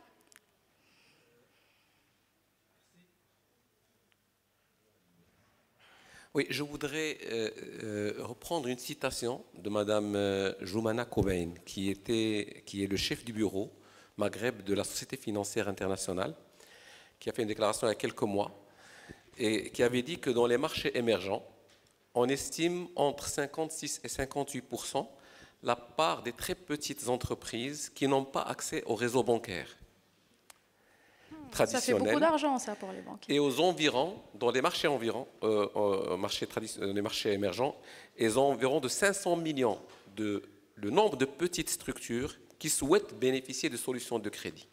C'est pour montrer qu'il y a une véritable demande. Ceci équivaut à une opportunité pour les banques de 3100 à 3800 milliards de dollars américains. Bon, le Maroc. Parce que ce qu'elle a ajouté, très important, c'est que ce genre de dispositif permet l'inclusion financière. L'inclusion financière, c'est-à-dire la possibilité d'être répertorié dans un crédit bureau, dans un service qui recense les engagements de crédit des banques. Et à partir du moment où vous êtes dans un crédit bureau, vous êtes d'abord dans un fichier positif, ça veut dire que si vous n'avez pas de crédit, vous apparaissez. Si vous avez un crédit que vous remboursez, normalement, vous apparaissez. Si vous avez des incidents de paiement, vous apparaissez, on ne vous donne pas de crédit. Et c'est ce qui renforce la confiance de la banque dans ce genre de TPE. Cette identification dont on a parlé, cet enregistrement, a un rôle extrêmement important parce qu'il permet l'accès au financement et de sortir de l'exclusion financière, c'est-à-dire d'être dans l'inclusion financière. Ça, c'est un premier point. Le deuxième point, c'est que j'avais préparé quelques recommandations que je voudrais que Monsieur le ministre et les personnes ici présentes puissent noter. Ce sont des recommandations très rapidement. Primo, nous, on s'était posé la question dans la rédaction, pourquoi charger la NPME de la TPE, alors que la TPE, c'est un monde, l'auto-emploi, c'est un monde, et la PME, c'est un autre monde. On aurait souhaité peut-être une agence spéciale, TPE. Deuxième chose, on aurait proposé, disons, une fois que la loi serait sortie, une sorte de forum national, à l'instar du forum sur la fiscalité, qui avait permis de recueillir et de rendre une cause nationale, de rendre l'auto-emploi comme cause nationale, Troisième chose, c'est d'essayer de regrouper tous les textes qui sont épars dans un code de la TPE. Parce qu'aujourd'hui, on a disposition dans la loi de finances fiscale, on a le code le statut de l'auto-entrepreneur, il y aura d'autres choses qui vont venir, l'artisanat, etc. On souhaite qu'il y ait une sorte de code qui regroupe l'ensemble. Il y a d'autres propositions, la journée nationale de la TPE, et puis... Ou de l'auto-entrepreneur. L'auto-entrepreneur. Et surtout, on a eu beaucoup de contacts avec les associations, avec les Injaz al-Maghreb, etc. On n'a pas au Maroc, dans notre système d'enseignement, l'enseignement de la culture d'entreprise. On apprend aux gens dans l'école à devenir fonctionnaires et à se s'immoler par le feu, à faire des sit-ins devant le Parlement pour être recrutés dans la fonction publique. Alors que dans l'école, notamment dans le primaire, on peut apprendre aux gens les success stories, les réussites, même les principes religieux. Parce que les hadiths parlent de Rabou fil ard, allez chercher, prenez de l'initiative. Enfin, ce sont ces quelques recommandations que nous nous sommes permis un petit peu de recenser auprès de nos rédactions. Et je te remercie, Fatem Zahra. Merci Mohamed Haytami. Je rappelle que vous êtes directeur de la publication du magazine Tadbir et je vous remercie infiniment pour votre intervention. Monsieur Ali Ziazi, je vous en prie, Monsieur Aman Mustafa. Donc, je voudrais juste apporter une petite précision, c'est que ces auto-entrepreneurs qui optent pour ce régime, bien entendu, ils remplissent les conditions requises. Et en le faisant et en optant pour ce régime, donc ils doivent justement respecter les conditions prévues. Entre autres, le paiement de la contribution prévue. Et en le faisant, ils n'ont aucun souci à se faire sur le plan fiscal.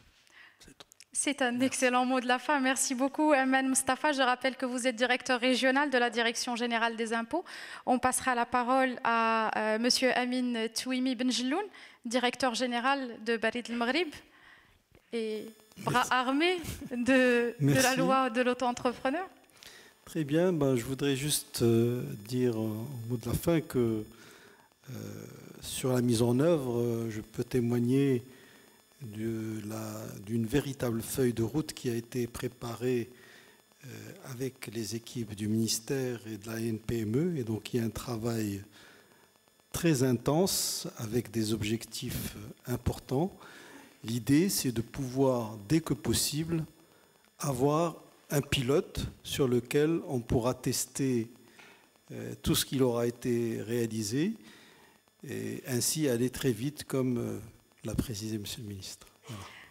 Merci beaucoup. Merci. On passera la parole à Monsieur Laïd El-Wardi qui, lui, voit beaucoup d'argent arriver, donc il va aller très vite. Enfin, probablement pas dans les 5 prochaines années, parce qu'il faut... Je pense que la problématique n'est pas une problématique de... Ce segment sera rentable peut-être dans 5-6 ans. Allez. Alors, donc, c'est juste, en conclusion, moi, je voulais juste, ce que vous voulez dire, c'est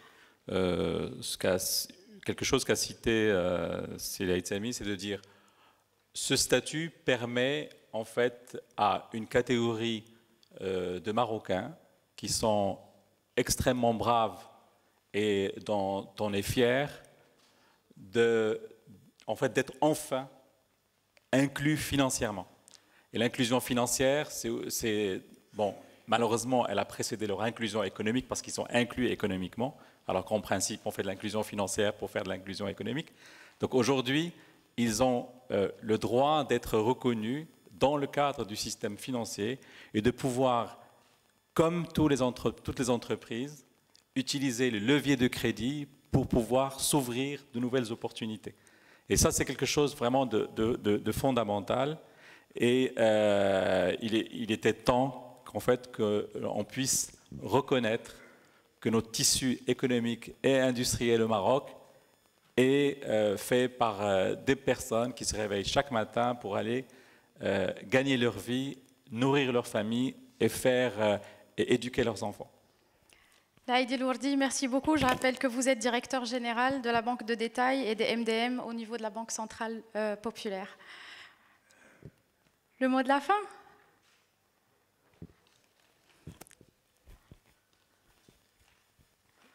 Moi, je voudrais remercier tout le monde un peu de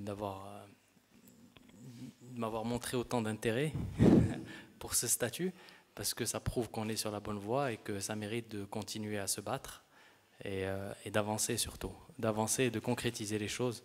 Moi, je suis sûr que, surtout au Maroc, les choses ne marchent que lorsque les gens commencent à les voir. Et c'est pour ça que c'est très très important qu'on descende sur le terrain, qu'on mette en œuvre des pilotes et on travaillera. Et on fera grandir le bébé. Exactement, exactement. Mais c'est une loi qui est importante parce que, comme l'a dit monsieur, c'est qu'on donne une véritable place dans la société en général et en particulier dans la société économique à certaines personnes qui n'en avaient pas. Et c'est dans ce sens qu'elle est importante. Et moi, j'aimerais encore préciser que c'est la loi de tout le gouvernement marocain et j'aimerais qu'elle devienne la loi de tous les Marocains. Inch'Allah. Alors, on va commencer par prendre les questions de la salle, des Marocains qui patientent depuis tout à l'heure pour poser des questions. On va prendre les questions 3 par 3, s'il vous plaît. Bonsoir, Smaïl Haddour, entrepreneur. Donc moi, je porte un intérêt qui est clair pour ce statut parce que j'ai une surface de bricolage, je compte avoir des commerciaux, je compte avoir aussi des installateurs avec lesquels on travaille déjà. Mais on compte agrandir le nombre sans avoir la rigidité de contrat. Est-ce qu'on est dans les garde-fous? Est-ce qu'on est en train de les respecter ou est-ce qu'on est en dehors? Ça, c'est la première question que je pose. Merci. Merci beaucoup. On va passer à monsieur.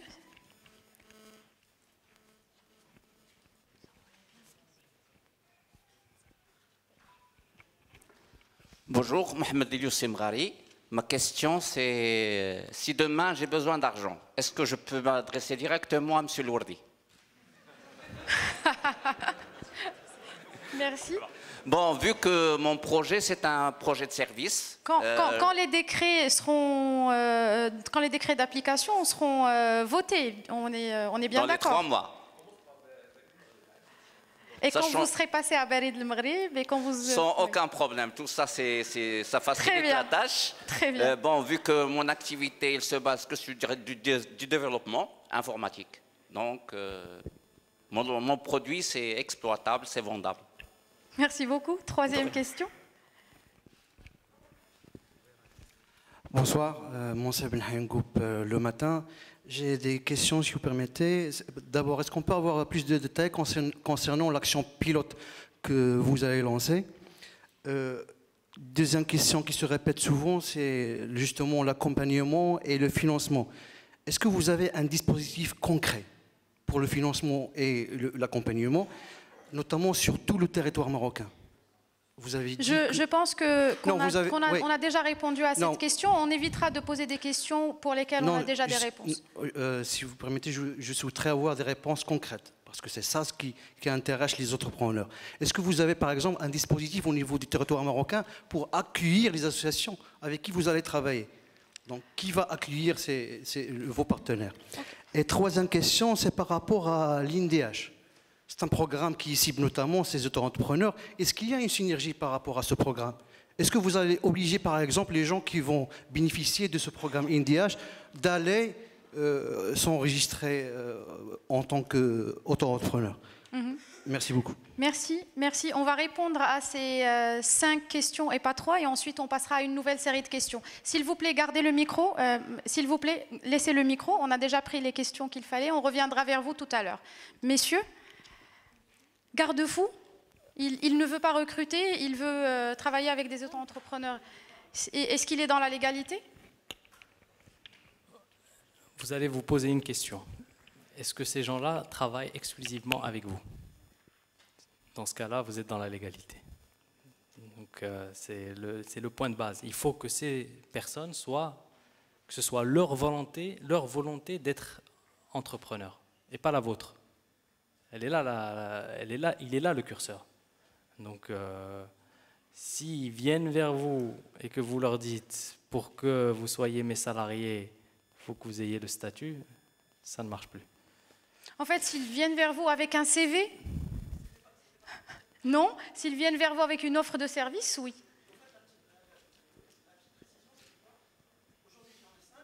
Micro, s'il vous plaît. Oui. Micro. Ismaël, micro, s'il vous plaît. Il n'y a aucun souci.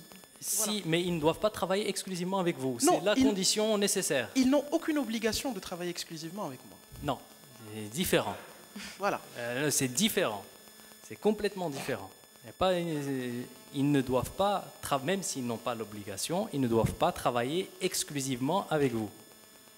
Est-ce que vous avez compris la subtilité? C'est assez clair. Voilà. Voilà. Merci. Et j'aimerais répondre à la dernière question. Oui. Parce que j'aimerais préciser les choses. Déjà, avec ce statut, on n'oblige personne. Hein. Celui qui ne veut pas rentrer, il ne rentre pas. Ça doit être un choix personnel. Les personnes qui travaillent avec l'INDH, si elles ne veulent pas rentrer dans ce statut. Donc c'est une proposition, c'est une carte additionnelle que nous offrons entre les mains de ces gens-là. Et il est important de préciser aujourd'hui, c'est que c'est un statut qui doit être dans des perspectives de cercle vertueux. C'est-à-dire qu'on ne rentre pas dans ce statut pour être sous perfusion de l'État. Et c'est très très important. Et ça a été un des points de discussion que j'ai eu durant tout le parcours, c'est celui-là. Moi, je suis persuadé qu'un auto-entrepreneur, lorsqu'il est capable de gagner sa vie, c'est qu'il arrive à pérenniser son business. Et pour pérenniser son business, il n'a pas besoin de perfusion de l'État. Donc c'est dans ces perspectives-là qu'on est. Et c'est la principale différence avec un programme comme par exemple le Muqawalati. Moi, je ne veux rien promettre que je ne pourrai pas tenir. Donc c'est un statut, c'est un cadre qui est précis, qui est clair pour tout le monde. Voici les avantages de ce statut et je pense qu'ils sont très importants. Et voici les obligations qu'il y a avec ce statut. Donc c'est une clarté qui est, je pense, on ne peut pas être plus transparent que ça. Si vous rentrez dans ce cadre et que vous voulez l'utiliser, marhaba. Si vous ne voulez pas et que vous êtes bien là où vous êtes, on vous laisse, tant mieux. Vous voulez bien apporter un petit peu plus d'éclaircissement par rapport à l'accompagnement et au financement? Juste pour répondre à la question de monsieur. Vous avez répondu à la question concernant l'accompagnement, mais si vous pouvez oui, bien sûr, par donner rapport plus de détails ou plus d'éclaircissement. Alors, il faut que chacun joue son rôle. Donc l'État joue son rôle, il doit le jouer très bien. Ce n'est pas facile, hein, parce que c'est un projet qui, comme je l'ai dit au début, est à l'intersection de plusieurs départements. Donc il faut s'asseoir, il faut que chacun a ses contraintes. Les finances ont leur code général des impôts, l'intérieur a sa taxe professionnelle. Bon, il y a pas mal de contraintes qui font que le département de la justice a le registre de commerce. Donc il faut asseoir tout le monde. Donc c'est le fruit d'un consensus. L'État a joué son rôle en sortant ce projet qui est en parfaite adéquation avec tout l'écosystème juridique qui existe aujourd'hui. Maintenant, on ne doit pas commencer à jouer le rôle des autres. Et c'est pour ça qu'on a décidé d'inclure les banques avec nous. Et les banques aussi ont saisi cette opportunité et nous ont enrichi de leur savoir-faire. Et donc, le fait qu'ils soient inclus dès le début dans la conception de ce statut a fait que, et je suis persuadé qu'ils auront des offres de financement adaptées. Parce qu'on s'est assis, on a discuté. Aujourd'hui, pas de financement d'État. Et on passera. Aujourd'hui, pas de financement d'État prévu pour les auto-entrepreneurs. Non, il n'y a pas de financement d'État prévu. Par contre, il y a de l'accompagnement qui est prévu, exactement, centralisé au niveau de l'ANPME, relayé par la société civile. Exactement, exactement. Et la garantie de la solidité du régime. Et ça, c'est important. C'est-à-dire que l'État est là surtout pour garantir la solvabilité de ces gens-là qui sont dans le régime de l'auto-entrepreneur. La solvabilité juridique. On a aussi une question concernant le pilote avant de passer à la banque. Oui, il y a eu des questions par rapport au pilote, l'accompagnement, le financement. Si le pilote est là, c'est pour faire justement ces réglages. Donc un pilote n'est pas forcément fait pour avoir un succès fulgurant dès le début. Donc le pilote, il a deux buts. C'est d'abord prouver aux gens qu'on réussit. C'est-à-dire on prend... et je ne vais pas vous dire ce soir qui sera les pilotes et où ça sera. Les équipes, comme l'a dit Sibn Jelloul, ont travaillé encore cet après-midi. Elles travaillent très dur. Je peux vous dire que ça sera fait cette année et rapidement, mais je ne peux pas vous dire. Mais le but de ces pilotes, c'est avant tout de prouver que c'est réalisable. C'est-à-dire que lorsque vous avez un échantillon, que vous le réalisez, là, dans ce cas-là, vous pouvez aller voir les autres et leur dire, si vous vous mettez au travail, voilà ce qui vous attend. Mais le deuxième but aussi, c'est de faire justement ces réglages et de cibler l'accompagnement exact par quel canal. Et les banques aussi joueront leur rôle on va dire, entre guillemets, d'éducation financière. Donc. Merci beaucoup. Notre ami, il pourra s'adresser à vous dans quelques mois. Enfin, pas à titre individuel, l'offre sera disponible dès que tout l'environnement est là.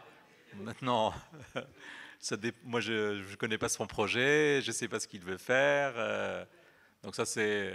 Mais l'offre sera disponible dès que l'ensemble. Voilà, marhaba bih.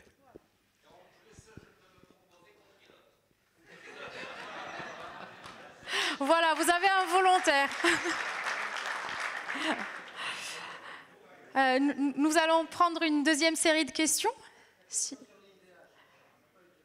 on a répondu. Et puis demandez le micro si vous voulez intervenir, Monsieur Mekouar.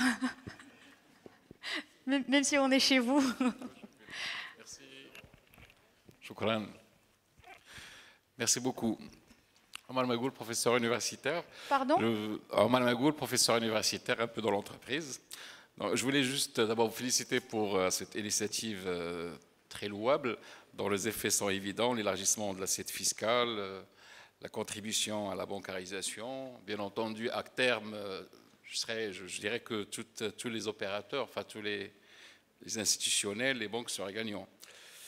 Ma question, par rapport à ce qu'il a dit ici aujourd'hui, par exemple, pour le crédit jeune promoteur, il y avait quand même un levier financier, il y avait des fonds, et ça a aidé beaucoup de jeunes entrepreneurs à prendre des initiatives malgré, je dirais, la casse. Est-ce que, au niveau global, est-ce qu'il y aurait, par exemple, du recours à des fonds internationaux, genre la Banque mondiale, Fondation Bill Gates, parce que d'un côté, on demande à une population, population informelle, de s'intégrer dans le circuit économique, mais de l'autre, je dirais, il faut quand même la carotte. Est-ce qu'il y aurait une incitation à ce niveau-là qui pourrait éventuellement élargir davantage cette population? Merci pour votre question. On va prendre juste une autre deuxième petite question, s'il vous plaît, juste rapide, qui intéresserait. C'est aussi ça va aussi dans le sens que l'on dit, c'est au niveau de l'inclusion financière. Est-ce que dans ce dispositif, est-ce qu'il y a un aspect lutte contre le cash, lutte contre tout ce qui est espèce, et en même temps réflexion pour aller dans le sens de l'inclusion financière et donc d'élargissement des paiements électroniques? Merci beaucoup. Merci. On a une question en fond de salle. Et bonsoir, Hassan Modden, entrepreneur. J'ai une petite question sur le volet social de la protection de l'auto-entrepreneur. Vous avez parlé du volet fiscal, bancaire, etc. Qu'en est-il du volet social? Est-ce qu'il sera assujetti à la CNSS? Et comment il pourra, est-ce qu'également pour ces déclarations CNSS, il passera à travers Barid el-Maghreb? Merci. Merci. On a une autre question en fond de salle, s'il vous plaît. J'ai une question purement fiscale. Votre nom, s'il vous plaît? Oui, Monsieur Mohamed Al-Arbaoui. Donc, ma question, elle est purement fiscale. Donc, l'entrepreneur, il va s'engager de faire des transactions, il va payer normalement la TVA pour les fournisseurs. Négatif. On a dit tout à l'heure qu'il ne paye pas de TVA. Là, pour la facturation. Donc, pour la facturation, il n'y a pas de TVA. Par contre, pour la récupération, donc quel est le traitement fiscal pour la récupération de la TVA et quel est le délai de remboursement de la TVA, comme ça pour soulager quand même la trésorerie des entrepreneurs. Merci beaucoup pour votre question. Merci. Utilisation de fonds internationaux, est-ce qu'il y a quelque chose qui est prévu? Oui. Oui. Annoncez-nous les bonnes nouvelles. Non, je vais être sincère avec vous, c'est que en général, on vous suit lorsque votre projet tient la route. Donc, effectivement, on a travaillé. Les premiers avec lesquels on a travaillé, c'est la coopération allemande qui s'est fortement impliquée et que je tiens à remercier. Et bien entendu, le ministère de la Jeunesse a parlé de la Banque mondiale. Mais le plus dur, ça sera au niveau de ce qui arrive. Donc, lorsque on aura réussi nos pilotes, qu'il y aura l'adhésion, ça sera beaucoup plus facile pour nous et je me battrai pour défendre ce dossier au niveau des bailleurs de fonds. Mais il est important pour l'instant je pense, de ne pas commencer à trop en parler. Aujourd'hui, ce qu'on a de concret, c'est la coopération allemande et apparemment la Banque mondiale à travers le ministère de la Jeunesse et des Sports. On a de la visibilité concernant la couverture sociale? Alors, par rapport à la couverture sociale, c'est un des décrets qui doit sortir aussi. Ce qui est important, c'est que nous, on n'avait pas envie de prendre en otage ce statut par cette question de couverture sociale. Comme vous avez vu, c'est un débat qui est à l'échelle nationale. Et il y a une nouvelle direction, il y a de nouvelles perspectives à l'échelle du gouvernement. Il y a un comité qui est géré par le chef du gouvernement directement pour toute cette population. Donc on a au Maroc à peu près 11 millions d'actifs. Il n'y a que 3,5 millions de personnes qui sont déclarées à la CNSS. Donc il nous reste tout le reste de la population active à couvrir. Et nous, on rentre dans ce cadre-là. Donc, mais il était important de ne pas prendre en otage la mise en œuvre par ces questions de couverture sociale. Ça arrivera. Il y a une question par rapport à qui, où sera payé les cotisations. Ça sera payé chez Barid El Maghrib. Mais aujourd'hui, il n'y a pas de paiement de cotisation. Pour l'instant, il n'y en a pas. Voilà. Pour l'instant, il n'y en a pas. Mais si on avait, c'est un seul interlocuteur parce que c'est la condition nécessaire de Très ce bien. statut. Donc, de toute façon, que ce soit CNSS ou un autre organisme, le paiement sera toujours via Barid El Maghrib. Monsieur Aman Mustafa, la TVA, récupération, possible, pas possible, dans quel délai? Donc, pour répondre à la question de Sarbaoui, effectivement, les activités exercées par les auto-entrepreneurs seront exonérées de TVA. Ça veut dire que sur le plan pratique, ils ne vont pas facturer de TVA. Mais par contre, la TVA supportée lors des achats, de quelque nature que ce soit, ne peuvent en aucune manière être récupérées ou remboursées. Il n'y a pas de mécanisme de remboursement de cette TVA payée sur les dépenses d'une manière générale. Clair. Pour être clair. Donc, et du coup, pas de délai. La lutte contre le cash.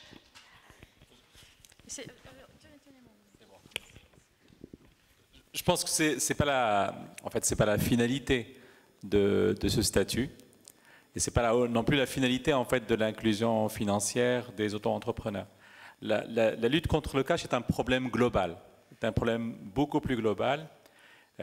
Donc il passe par d'abord de l'éducation, un changement de comportement, la disponibilité de tous les systèmes, de toutes les plateformes de paiement électronique, ce qui n'est pas le cas aujourd'hui au Maroc. Sur le sujet, en fait, il y a d'autres choses qui se mettent en place. Je vous renvoie à la nouvelle loi bancaire qui crée de nouveaux entrants sur le marché, que sont les établissements de paiement. Et donc, qui pourront eux aussi proposer des moyens de paiement et peut-être, en ayant des acteurs un peu plus agiles et plus spécialisés, le paiement électronique se développera au Maroc. Mais pourquoi pas demain un entrepreneur se baladant avec son TPE pour se faire payer. Donc, c'est des choses qui vont venir, mais c'est un problème global de la société marocaine, et pas uniquement d'une catégorie d'entreprises ou d'autres. Aujourd'hui, vous le savez très bien, même si les banques ont des offres de paiement électronique pour les entreprises, elles ne fonctionnent pas très bien. Parce qu'aujourd'hui, une PME peut payer son fournisseur de manière électronique, peut demander à ce que ses clients la payent de manière électronique, mais ce n'est pas encore, même au niveau de la PME, quelque chose qui fonctionne. Parce que c'est une problématique beaucoup plus générale. Je voudrais juste, pour compléter ce que dit M. le ministre, c'est la partie bailleurs de fonds. On a travaillé depuis 2 ans et demi, effectivement, à travers des projets qui étaient initiés au niveau du ministère des Finances sur la TPE. Et donc, derrière, il y a quelques banques qui ont pris le relais pour gérer la TPE et mettre en place tous les dispositifs de financement, mais aussi les dispositifs de prise en charge pour accompagner la TPE sur le plan financier. Dès que les bailleurs de fonds ont appris qu'il y a des dispositifs comme ça, ils ont commencé à taper à la porte des banques pour proposer des lignes de financement. Donc Monsieur le ministre a raison de dire qu'il faut créer en fait un mécanisme qui fonctionne Et tout de suite, ça, bon, c'est le cas, et on croule sous les offres, c'est le cas de la microfinance au Maroc. La microfinance est une réussite, elle est passée par une crise d'adolescence, mais aujourd'hui, les choses, alhamdoulilah, se sont rétablies. Aujourd'hui, les bailleurs de fonds s'intéressent au financement de toutes les structures de microfinance, parce que c'est une réussite au Maroc.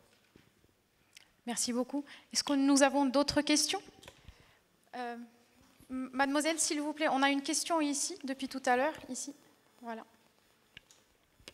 Merci. Nabil Trifs. Donc, j'ai deux petites questions, si vous permettez, d'ordre technique. Donc, la première, est-ce qu'un auto-entrepreneur peut se permettre de recruter ou bien il doit collaborer avec des auto-entrepreneurs s'il y a besoin?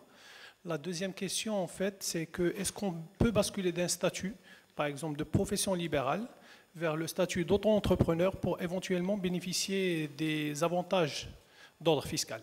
Profession libérale, c'est-à-dire forme juridique de personne physique? Voilà, médecin par exemple, ou bien avocat, pour bénéficier des avantages fiscaux. Merci. Merci beaucoup. On va prendre une deuxième intervention. Merci, merci Fatem Zahra. Je voudrais juste, parce que tout à l'heure tu as dit que tu vas passer la parole pour parler du projet, et puisque bon, Monsieur le Ministre a évoqué tout à l'heure l'implication du ministère de la Jeunesse et de la Banque mondiale, je vais prendre deux mots pour vous présenter rapidement, pour vous mettre un peu, c'est-à-dire au fait du projet que le ministère de la Jeunesse il mène en partenariat avec la Banque mondiale. Donc rapidement, c'est un projet qui a démarré en 2013, on est en vitesse de croisière aujourd'hui, qui va se terminer en 2017, et le hasard de calendrier, c'est que ce matin j'ai rencontré les gens de l'ANPME pour essayer de voir comment on peut travailler sur cette question de l'auto-entrepreneur et créer des liens et des complémentarités avec ce qu'on fait. L'objectif, rapidement, c'est 5000 jeunes à insérer au niveau professionnel par le biais de la création d'activités, que ce soit des jeunes avec des idées de création ou des jeunes qui vont passer de l'informel au niveau du formel. Afin de mettre en œuvre tout ça, nous appuyons sur des associations master, qu'on appelle des associations master, dont CID elle en est une, sur tous les territoires marocains, et chaque association, elle a un certain nombre d'associations, des OCB, des organisations communautaires de base, qui sont aux alentours de 220 structures. Bien sûr, ces structures qui n'ont pas peut-être une compétence au niveau de l'accompagnement et la création d'activités, nous les formons par le biais d'un cabinet que nous avons recruté et qui fait l'accompagnement de ces associations, de ces formateurs et des accompagnateurs des jeunes. Bien sûr, tout ça dans le cadre d'un travail avec les structures du ministère de la Jeunesse, les, comment dirais-je, les maisons de jeunes, les structures des foyers féminins, formation professionnelle féminine, etc. Alors, nous allons faire de l'accompagnement et pas de la formation.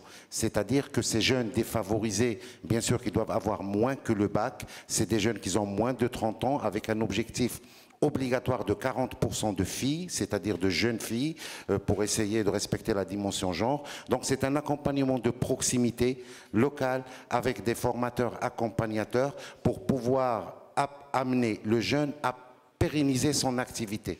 Parce que merci beaucoup, Oussama. Rapidement, je termine, oui. Merci. Rapidement, c'est que nous sommes sur le post-création que plutôt que la création.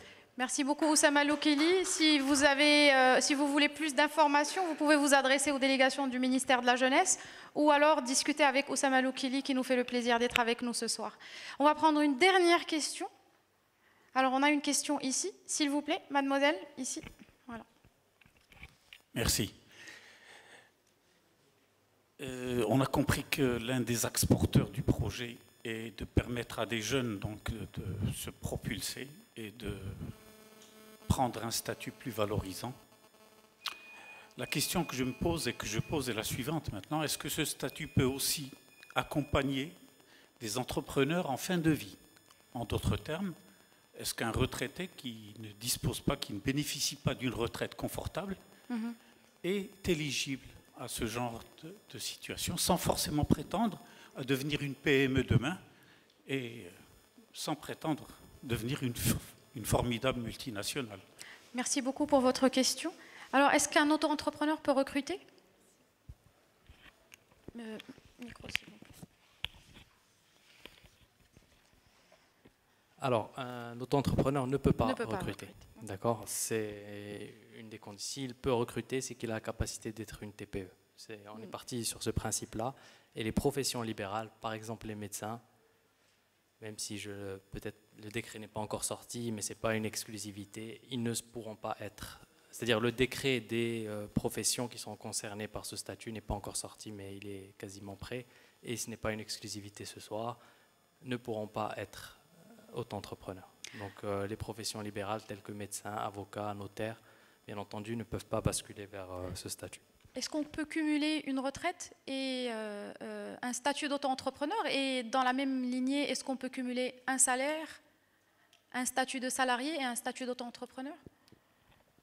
Alors, c'est deux questions différentes. Okay. C'est deux questions différentes. Mais dans l'idée, ce serait qu'un retraité, par exemple, qui a une connaissance pointue des mathématiques, puisse utiliser le statut de l'auto-entrepreneur pour donner des cours particuliers. Ce serait ça l'idée.